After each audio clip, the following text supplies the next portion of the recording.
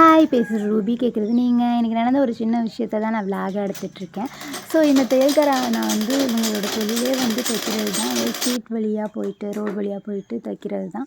நமக்கு வேணும் அப்படின்னா நம்ம கூப்பிட்டு தைச்சிக்கலாம். ஸோ இந்த மாதிரி பழைய துணிங்க, அப்புறம் நமக்கு லூஸாக இருக்க இந்த மாதிரி துணிங்கள்லாம் தைக்க சொன்னால் ரொம்ப சூப்பராக தைச்சி தராங்க.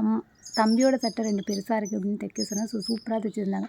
ஸோ இந்த மாதிரி தைக்கிறவங்க கிட்ட நம்ம பேரம் பேசாமல் அவங்களுக்கு காசு கொடுத்தோம் அப்படின்னா அவங்களும் ரொம்ப ஹாப்பியாக இருப்பாங்க. அது மட்டும் இல்லாமல் இவங்க தைக்கிறதுக்கு மினிமம் சார்ஜே பார்த்தீங்க அப்படின்னா ₹10 தான். நானே கேட்டு ஷாக் ஆகிட்டேன். ₹10 தைக்கிறாங்களா அப்படின்னு நினச்சிட்டேன். அப்புறம் ரொம்ப நேரம் நின்றுட்டே தைச்சிட்டே இருந்தாங்க. ரொம்ப பாவமாக இருந்துச்சு.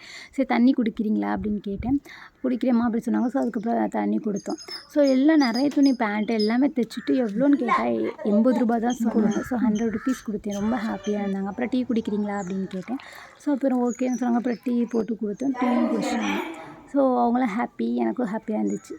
ஸோ இந்த மாதிரி பேரம் பேசாமல் இவங்கள மாதிரி தொழிலாளிகிட்ட பேரம் பேசாமல் வாங்குவோம்.